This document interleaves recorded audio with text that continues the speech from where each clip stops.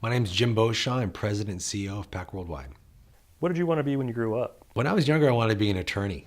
And I actually studied at the U to become an attorney. What kind of an attorney do you think you would have been? Contractual law. I've always loved the art of writing a contract using language in a way that it can only be interpreted the way you intended. Really boring stuff, I know. No, actually. Now, what about music? What's your favorite band or musical genre? I like a lot of classic rock. I like some alternative bands. Mostly I find myself listening to stuff from the 70s and the 80s. I also like some classical. As I get older, listening to classical music when you're sitting in traffic is pretty relaxing.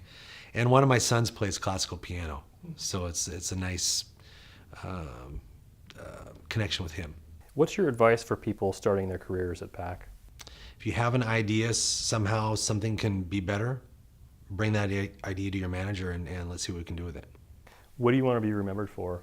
I want to be remembered most for helping people achieve things beyond their expectations. I want to inspire.